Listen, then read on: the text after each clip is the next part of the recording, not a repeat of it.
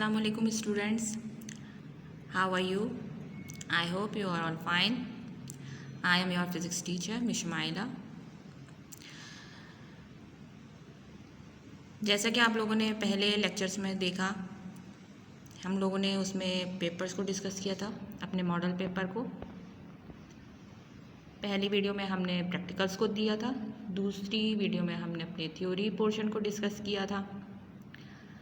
आज का जो लेक्चर है वो इस बात पे डिपेंडेंट है कि हम लोग एमसीक्यूज़ को डिस्कस करेंगे, क्योंकि आप लोगों ने मॉडल पेपर देखा हो तो आप लोगों ने देखा होगा कि उसके अंदर एमसीक्यूज़ के जो नंबर हैं वो डबल हैं।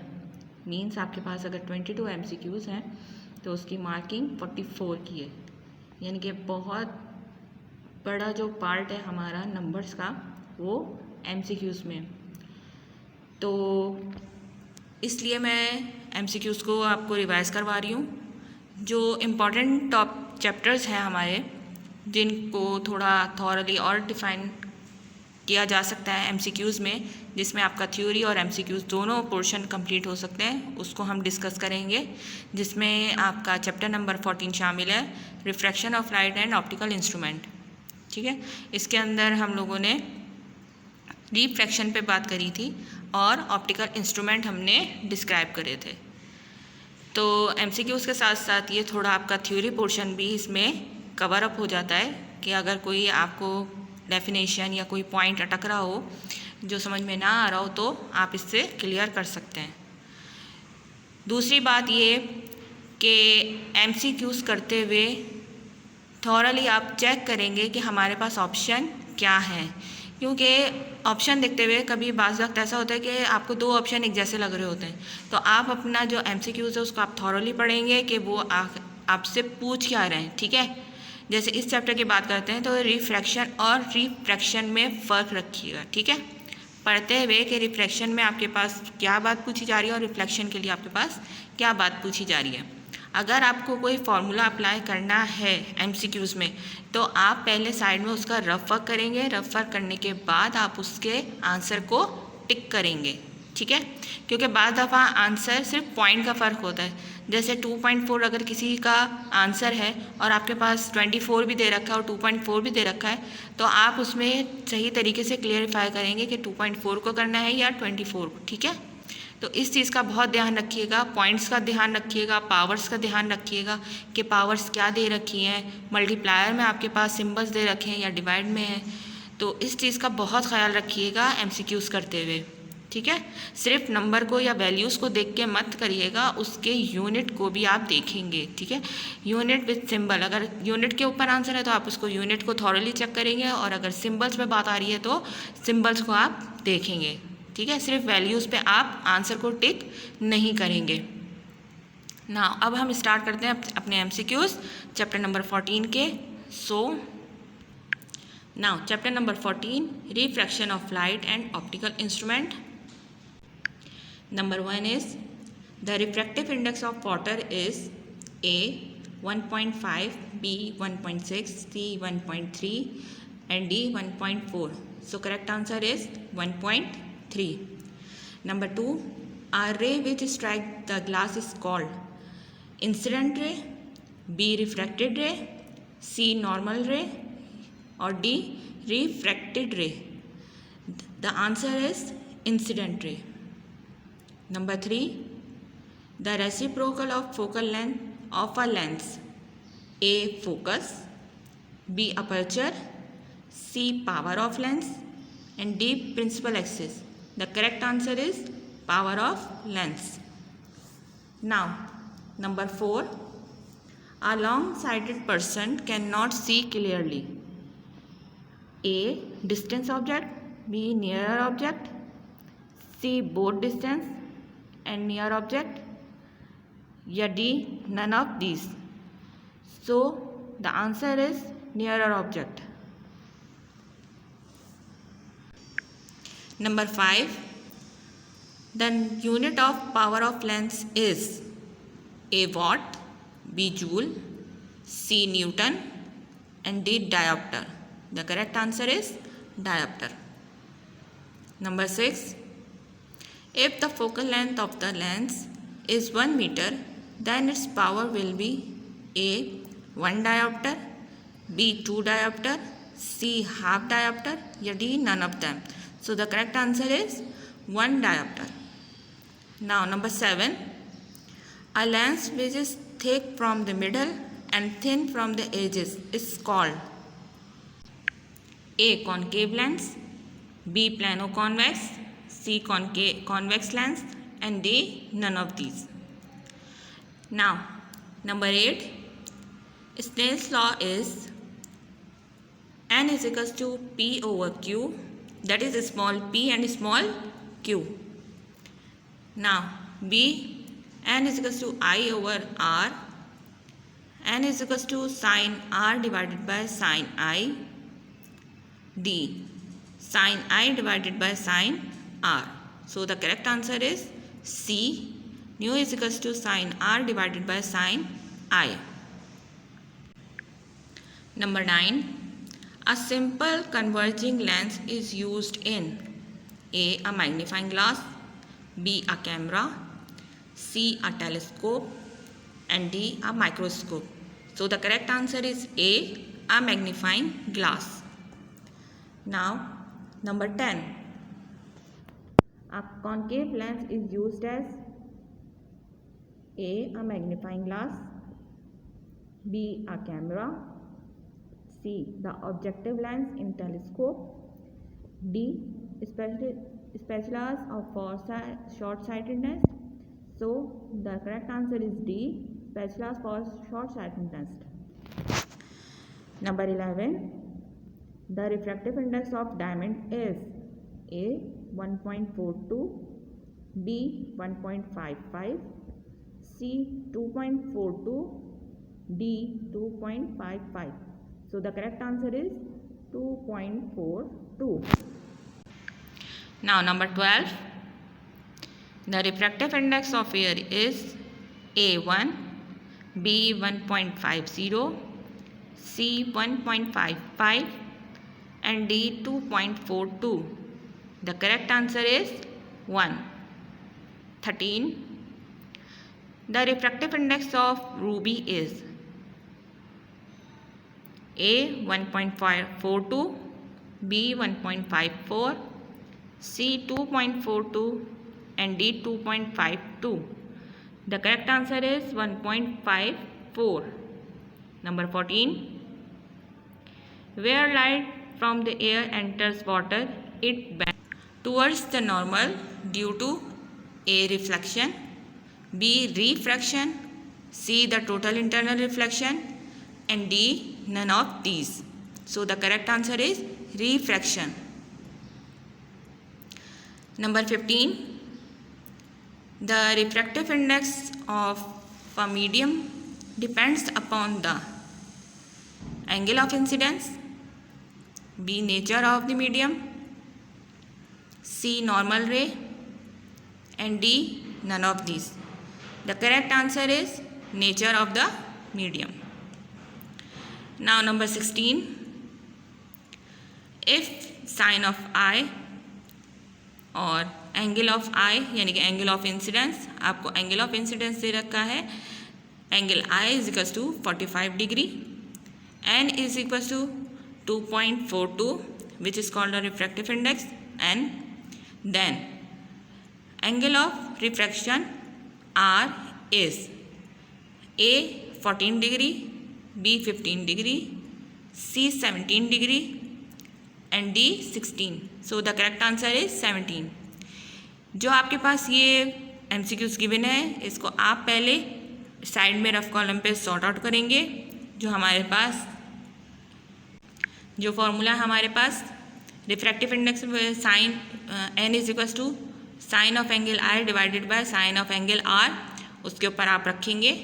फिर आप इसका सोल्यूशन करेंगे और उसके बाद इसका करेक्ट आंसर आप देंगे. ठीक है. Now second one is if angle I means angle of incidence is equals to 60 degree, angle of refraction is 34 degree, then n will be, इसके अंदर आपको क्या मालूम करने को कह रहा है, n which is the refractive index. तो आपके पास क्या आंसर आएगा, A is 1.51, B 1.52, C 1.54 and D 1.55. So the correct answer is 1.55. Now number 18. The angle of incidence for which the value of angle of refraction is 90 degree called A. Acute angle, B. Normal angle, C. Critical angle and D. Minimum angle. The correct answer is critical angle. Number 19.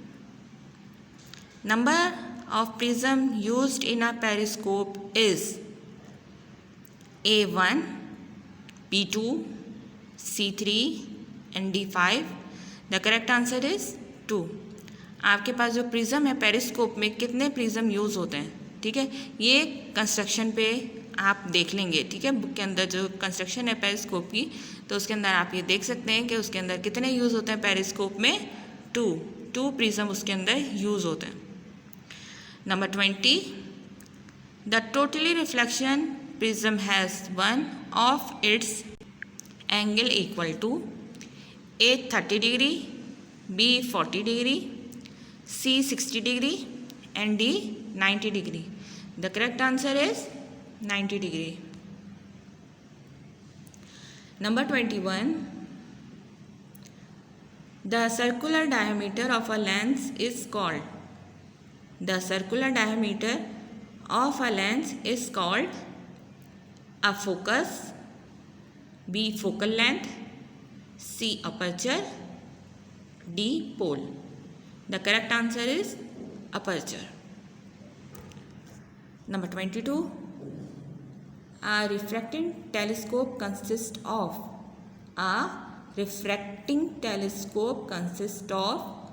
A. Two concave lenses, B. Two convex lenses, C. One concave lens and one convex lens and D. Three concave lenses. The correct answer is 2 convex lenses. Now number 23. A human eye has a concave lens, convex lens, plano convex lens, या D none of these. So the correct answer is convex lens. Number 24. The total internal reflection take place when the beam of a light travel from a. I repeat it again. The total internal reflection take place when the beam of light travels from A denser medium to a rarer medium, B rare medium to a denser medium, C denser medium to another denser medium and D none of them. So the correct answer is denser medium to a rare medium.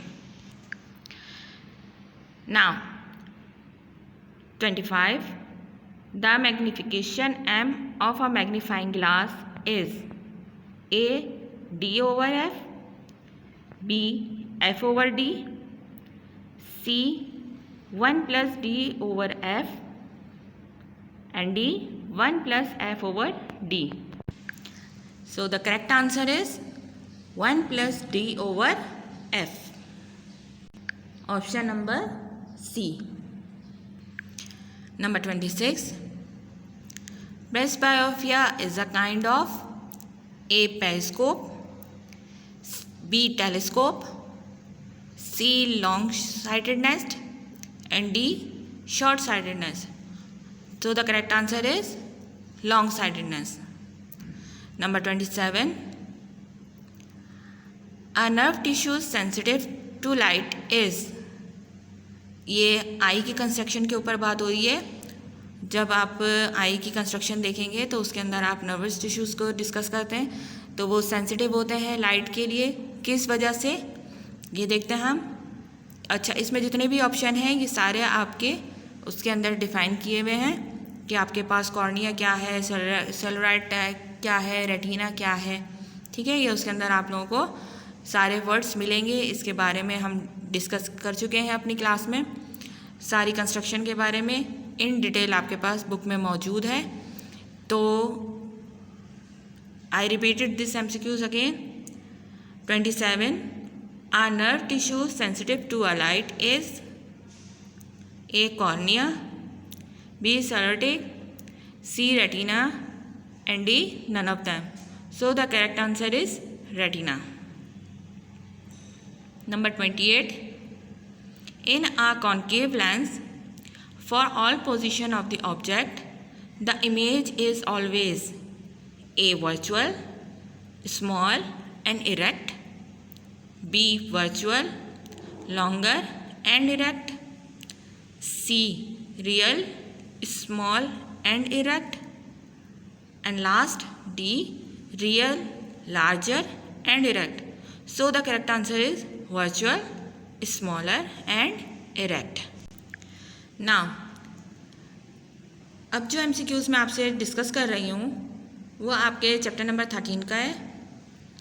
इसमें मैंने आपको ये बताना है कि अगर आपके पास कोई फॉर्मूला वाइज कोई आपके पास MCQs आता है तो वो किस तरीके से आएगा, ये देख लीजिए। द मिरर फार्मूला इज, इसमें आपसे क्या पूछा है, मिरर फार्मूला। ठीक है, मैग्नीफिकेशन का वो हम पहले डिस्कस कर चुके। मैग्नीफिकेशन ऑफ ग्लास हम पहले न्यूमेरिकल MCQs में कर चुके। इधर हमने क्या पूछा आपसे, मिरर फार्मूला। ठीक है, क्या है, ए ऑप्शन है F = R divided by 2, B 1/F = small p small q divided by R, number C is 1/F = 1/p + 1/q, and the last one is 1/F = 1/q divided minus का 1/p. So the correct answer is, as you know that the mirror formula is 1/F = 1/p + 1/q. ठीक है, नीचे का अगर आप दो option देखेंगे तो दोनों चीज़ें सेम हैं। ठीक है, लेकिन किस चीज़ का फ़र्क है, प्लस और माइनस का। तो यही मैं आपको बताना चाह रही हूँ कि जब भी आप MCQs करें तो इन चीज़ों का ख़ास तौर पे ध्यान रखें कि अगर प्लस वाली साइन है तो आपने प्लस वाली ही साइन को ओके करना है। ठीक है, नाउ द नंबर 17 देखिए। P = 30 centimetre, F = 5 centimetre, then Q is. अब आपको ये देखने से ये अंदाज़ा हो रहा होगा कि आपके पास जो दो वैल्यूज़ दे रखी हैं वो दोनों वैल्यूज़ हमारे पास कहाँ आती हैं, मिरर फार्मूले में। ठीक है, जैसे कि ऊपर आपको मिरर फार्मूला गिवन है तो आप लोग क्या करेंगे, पहले इस फार्मूले के अंदर ये वैल्यूज़ पुट करेंगे। वैल्यूज़ पुट करने के बाद जो आपके पास फार्मूला है 1/F = 1/p + 1/q, इसके अंदर जब आप अपनी वैल्यूज़ पुट करेंगे तो उसके मुताबिक जो आपके पास आंसर निकलेगा वही आप इसमें मेंशन करेंगे। ठीक है, इज़ दैट क्लियर? ज़रूरी नहीं है कि यही वैल्यूज़ आपके पास आएँ, वैल्यूज़ चेंज भी हो सकती हैं। तो उसी हिसाब से फिर आप अपना कैलकुलेट करके और फिर आप आंसर देंगे। इसमें जो आंसर है आपके पास ऑप्शन जो दे रखे हैं वो कुछ ये हैं, A = 2 centimetre, B = 3 centimetre, C = 5 centimetre and D = 6 centimetre. So the correct answer is 6 centimetre. Now अब ज़रा हम थोड़े पीछे की तरफ अपना रिव्यू करते हैं। जैसे कि आपको ये ऑप्शन गिवन है, नंबर 13 देखिए।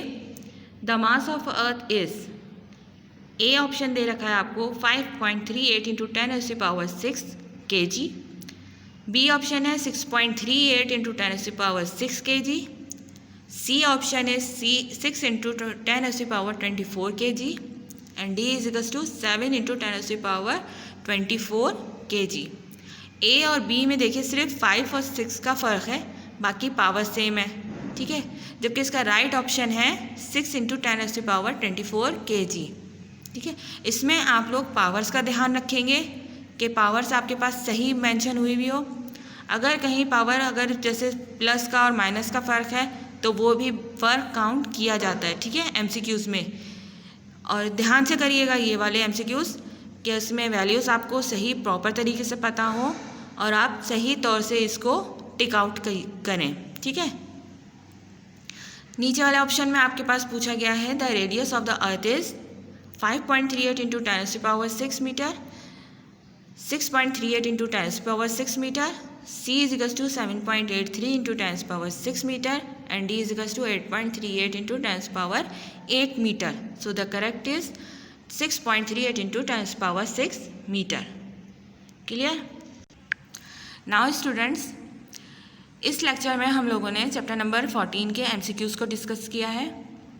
इसके साथ साथ मैंने उन न्यूमेरिकल्स को भी, उन MCQs को भी डिस्कस किया है जो न्यूमेरिकल बेस्ड होते हैं, यानी कि जिनकी वैल्यूज़ आपको गिवन होती हैं और फॉर्मूला पुट करके आपको उसको सॉर्ट आउट करना होता है. तो दोबारा आपको मेंशन कर रही हूँ कि बेटा ये आप लोग पहले सॉल्व करेंगे, उसके बाद जो सही आंसर होगा थॉरली आप प्लस माइनस मल्टीप्लाई डिवाइड अच्छे तरीके से करके जो भी आपके फॉर्मूले में गिवन है उसको करने के बाद तभी आप अपने न्यूमेरिकल को टिक आउट करेंगे. ठीक है. नाउ स्टूडेंट्स, हमारा लेक्चर यहाँ पे वाइंड अप होता है. इंशाल्लाह अगले लेक्चर में आपसे फिर मुलाकात होगी. सो टिल देन, अल्लाह हाफिज़.